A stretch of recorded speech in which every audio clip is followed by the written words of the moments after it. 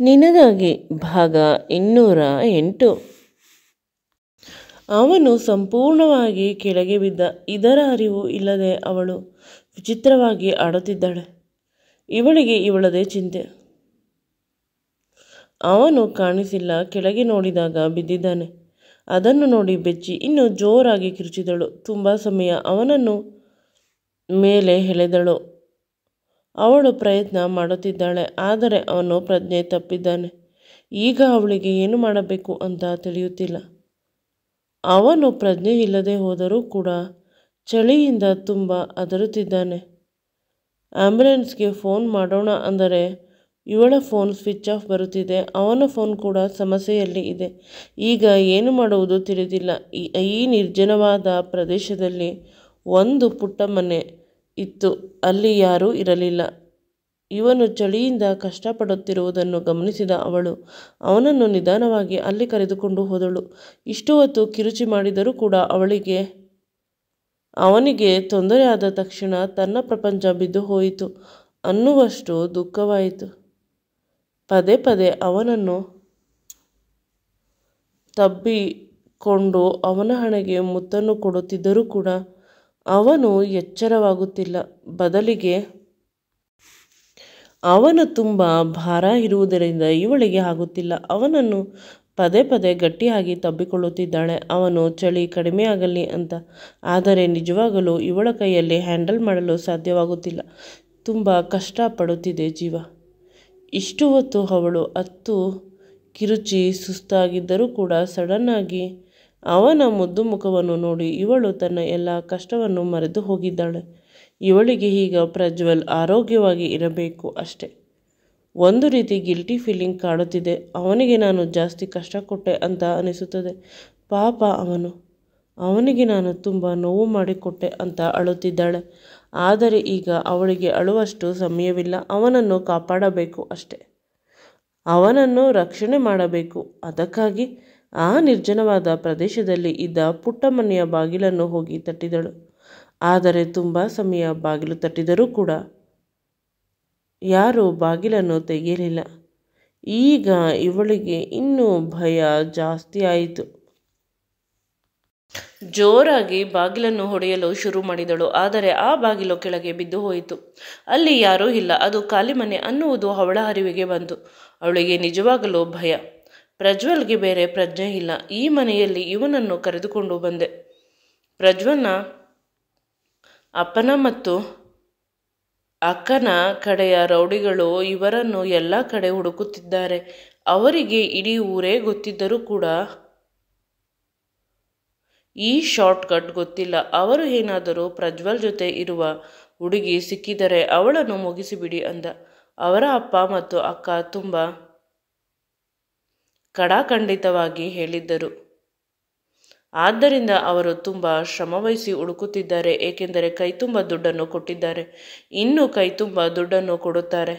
ಅವರ ಅಕ್ಕನಿಗೆ ಖುಷಿ. ಪವಿತ್ರಳನ್ನು ಮುಗಿಸಿಬಿಟ್ಟರೆ ಪ್ರಜ್ವಲ್ ಅರ್ಧ ಜೀವವಾಗುತ್ತಾನೆ. ಅವನಿಗೆ ಮದುವೆ, ಮಕ್ಕಳು, ಆಸ್ತಿ ಏನೂ ಬೇಕಾಗಿರುವುದಿಲ್ಲ. ವೈರಾಗ್ಯ ಆಗಿಬಿಡುತ್ತಾನೆ. ಆಗ ನಾನು ಎಲ್ಲ ಆಸ್ತಿಯನ್ನು ನನ್ನ ಮತ್ತು ನನ್ನ ಮಕ್ಕಳಿಗೆ ಬರೆಸಿಕೊಳ್ಳುತ್ತೇನೆ ಅಂತ ದೊಡ್ಡ ಕನಸನ್ನು ಕಾಣುತ್ತಿದ್ದಳು.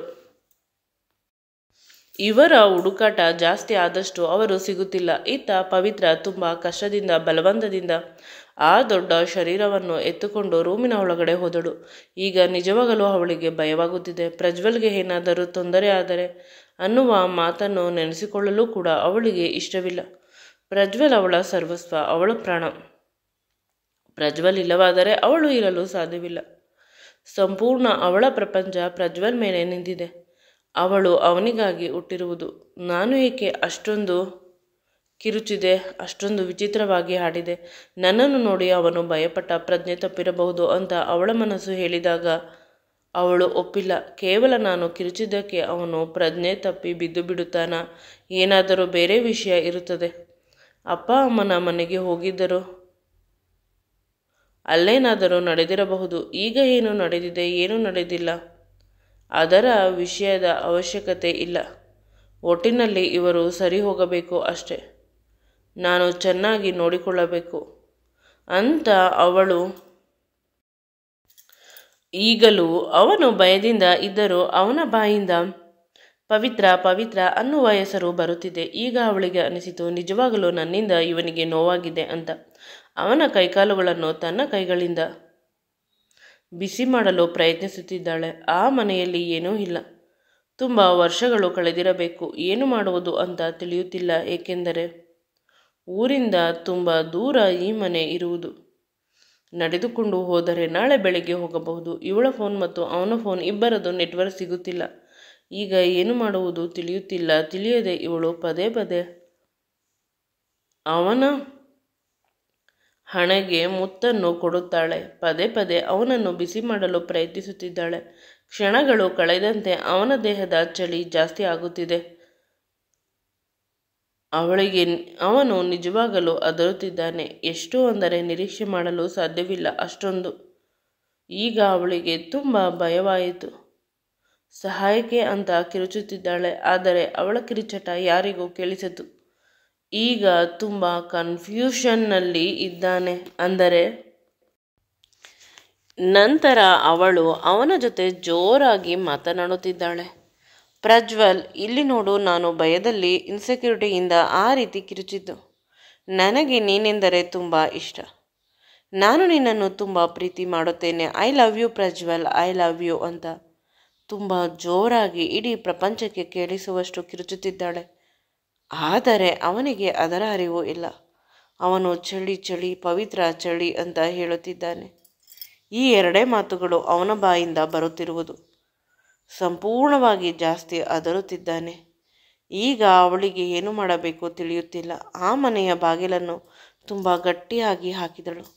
ನಂತರ ಇವನ ಬಳಿ ಬಂದು ನೋಡಿದಳು. ಆಗ ಅವನಿಗೆ ಏನು ಮಾಡಬೇಕು ಅನ್ನುವುದು ಇವಳಿಗೆ ಅರ್ಥವಾಯಿತು. ಇದೇನು ಹೊಸದಲ್ಲ ಅಂತ ಕೂಡ ಅನಿಸಿತು. ಅವಳು ಆ ಮನೆಯ ಕಿಟಕಿಯ ಬಾಗಿಲನ್ನು ಕೂಡ ಗಟ್ಟಿಯಾಗಿ ಹಾಕಿದಳು. ಈಗ ಸ್ವಲ್ಪ ಅವಳ ಮುಖದಲ್ಲಿ ಕಾನ್ಫಿಡೆನ್ಸ್ ಬಂದಿದೆ. ಏನೋ ಹೊಸ ರೀತಿ ದಾರಿ ಸಿಕ್ಕಿದೆ. ಅವನ ಆರೋಗ್ಯಕ್ಕೆ ಸಂಬಂಧಪಟ್ಟಂತೆ ಅವಳು ಮೊದಲು ಅವನ ಪಕ್ಕ ಹೋಗಿ ಮಲಗಿದ್ದಳು. ಆಗಲೂ ಕೂಡ ಅವನ ದೇಹದ ಚಳಿ ಕಡಿಮೆಯಾಗುತ್ತಿಲ್ಲ.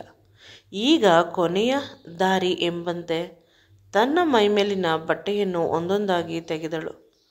ಅವಳು ಕಡು ಕಪ್ಪು ಬಣ್ಣದ ಬಟ್ಟೆ ಹಾಕಿದ್ದಳು. ಮೊದಲು ಟಾಪನ್ನು ತೆಗೆದಳು, ನಂತರ ಪ್ಯಾಂಟನ್ನು ಸಂಪೂರ್ಣವಾಗಿ ತೆಗೆದು ವಿವಸ್ತ್ರವಾದಳು. ಅವನ ಕಡೆ ಒಂದು ನೋಟವನ್ನು ನೋಡಿ ಅವನ ಬಟ್ಟೆಯನ್ನು ಕೂಡ ತೆಗೆದಳು. ಅವನನ್ನು ಗಟ್ಟಿಯಾಗಿ ತಬ್ಬಿಕೊಂಡು ಮಲಗಿದಳು. ಇಬ್ಬರು ಬೆತ್ತಲಾಗಿದ್ದಾರೆ.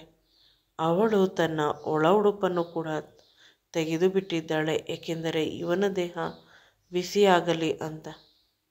ಅವನು ಇನ್ನೂ ಗಟ್ಟಿಯಾಗಿ ಅವಳನ್ನು ಹಿಡಿದುಕೊಂಡ. ಎಷ್ಟು ಗಟ್ಟಿ ಎಂದರೆ ಅವಳ ಎದೆಗಳು ಸಂಪೂರ್ಣವಾಗಿ ಇವನ ಎದೆಗೆ ತಾಗುತ್ತಿದೆ. ಅವಳ ಹೊಟ್ಟೆ ಇವನ ಹೊಟ್ಟೆಗೆ, ಅವಳ ತೊಡೆಗಳು ಇವನ ತೊಡೆಗಳಿಗೆ. ಈಗ ಈ ರೀತಿ ಅವಳ ದೇಹದ ಪ್ರತಿ ಭಾಗವೂ ಕೂಡ ಇವನಿಗೆ ಟಚ್ ಆಗುತ್ತಿದೆ. ಅವನಿಗೆ ಪ್ರಜ್ಞೆ ಇಲ್ಲದೆ ಹೋದರೂ ಕೂಡ ಅವನ ಮನಸ್ಸಿನಲ್ಲಿ ಈ ಕ್ರಿಯೆ ಒಂದು ಖುಷಿಯನ್ನು ನೀಡುತ್ತಿರಬಹುದು. ಅದಕ್ಕೆ ಅವನು ತುಂಬ ಕಾಮ್ ಆಗುತ್ತಿದ್ದಾನೆ. ನಾನು ಪ್ರೀತಿಸುವ ಹುಡುಗಿ ನನ್ನನ್ನು ಇಷ್ಟು ಹೊತ್ತು ಗಟ್ಟಿಯಾಗಿ ಹಿಡಿದುಕೊಂಡಿದ್ದಾಳೆ ಅನ್ನುವ ಅರಿವು ಇಲ್ಲವಾದರೂ ಕೂಡ ಈ ದೈಹಿಕ ಕ್ರಿಯೆ ಯಾವಾಗಲೂ ಇವಳ ಜೊತೆ ಮಾತ್ರ ನಡೆಯುತ್ತಿತ್ತು. ಅದಕ್ಕೆ ಅವನ ಒಳಮನಸ್ಸಿಗೂ ಕೂಡ ಇದು ಒಂದು ಹಿತ ಅಂತ ಅನಿಸುತ್ತಿದೆ. ಒಂದು ರೀತಿ ಹೀಲಿಂಗ್ ಪ್ರೋಸೆಸ್ ಅವರಿಬ್ಬರ ಮಧ್ಯೆ ನಡೆಯುತ್ತಿದೆ. ಅವಳು ಇನ್ನು ಗಟ್ಟಿಯಾಗಿ ಅವನನ್ನು ಹಿಡಿದುಕೊಳ್ಳಲು ಕೇವಲ ಪ್ರಯತ್ನ ಮಾಡುತ್ತಿದ್ದಾಳೆ. ಆದರೆ ಅವನು ನಿಜವಾಗಲೂ ಅವಳನ್ನು ಗಟ್ಟಿಯಾಗಿ ತನ್ನ ಕಡೆ ಎಳೆದುಕೊಳ್ಳುತ್ತಿದ್ದಾನೆ. ಕ್ರಮೇಣ ಇವಳ ಮನಸ್ಸು ಕೂಡ ಕರಗುತ್ತಿದೆ ಅವನ ದೇಹದ ಬಿಸಿಗೆ. ನಾನು ತಪ್ಪು ಮಾಡಿದೆ, ಅವನ ಜೊತೆ ಆ ರೀತಿ ಮಾಡಿದೆ, ಇನ್ನೆಂದು ಮಾಡುವುದಿಲ್ಲ. ಅಡಿಗೆ ಮಾಡುವುದನ್ನು ಕಲಿಯುತ್ತೇನೆ, ತುಂಬ ಚೆನ್ನಾಗಿ ನೋಡಿಕೊಳ್ಳುವುದನ್ನು ಕಲಿಯುತ್ತೇನೆ ಅಂತ ಯೋಚಿಸುತ್ತಿದ್ದಳು.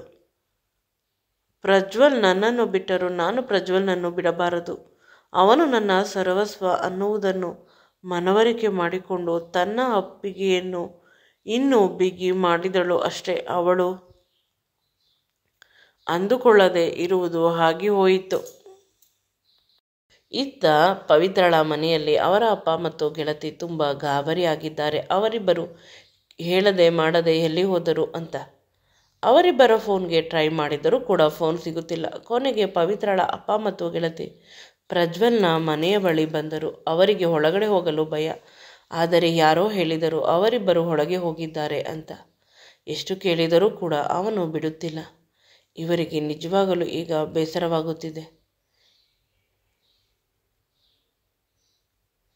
ಇಲ್ಲಿ ಇವರು ಎಷ್ಟು ಬೇಸರದಿಂದ ಇದ್ದರೆ ಅವಳು ಅಲ್ಲಿ ಪ್ರಜ್ವಲ್ನನ್ನು ಬದುಕಿಸಿಕೊಳ್ಳಲು ತನ್ನನ್ನು ತಾನು ಸಂಪೂರ್ಣವಾಗಿ ಅರ್ಪಿಸಿಕೊಳ್ಳುತ್ತಿದ್ದಾಳೆ. ಪ್ರಜ್ವಲ್ ಪ್ರಜ್ಞೆ ತಪ್ಪಿದ್ದರೂ ಕೂಡ ಅವಳ ಅಪ್ಪುಗೆ ಅವಳ ಸ್ಪರ್ಶ ಅವನಿಗೆ ಹಿತವಾಗಿ. ಕಣ್ಣು ಮುಚ್ಚಿಕೊಂಡಿದ್ದರೂ ಕೂಡ ಅವನು ತುಂಬ ಜೋರಾಗಿ ನಗುತ್ತಿದ್ದಾನೆ. ಇದೇ ಮೊದಲ ಬಾರಿ ಅವಳು ವಿವಸ್ತ್ರವಾಗಿ ಇವನ ಬಳಿ ಬಂದಿದ್ದು.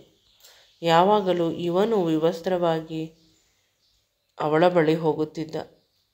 ಆದರೆ ಇಂದು ಅವನ ಚಳಿ ಕಡಿಮೆಯಾಗಲು ಇವಳು ಈ ರೀತಿ ಮಾಡಿದಳು. ಆದರೆ ನಿಜವಾಗಲೂ ಕೂಡ ಅವಳಿಗೂ ಮುಂದೆ. ಈ ವಿಡಿಯೋ ನಿಮಗೆ ಇಷ್ಟವಾಗಿದ್ದಲ್ಲಿ ನನ್ನ ಚಾನಲನ್ನು ಲೈಕ್ ಮಾಡಿ, ಶೇರ್ ಮಾಡಿ ಮತ್ತು ಸಬ್ಸ್ಕ್ರೈಬ್ ಮಾಡಿ. Thanks for watching and keep supporting me always. ಈ ವಿಡಿಯೋ ನಿಮಗೆ ಇಷ್ಟವಾಗಿದ್ದಲ್ಲಿ ನನ್ನ ಚಾನಲನ್ನು ಲೈಕ್ ಮಾಡಿ, ಶೇರ್ ಮಾಡಿ ಮತ್ತು ಸಬ್ಸ್ಕ್ರೈಬ್ ಮಾಡಿ. Thanks for watching.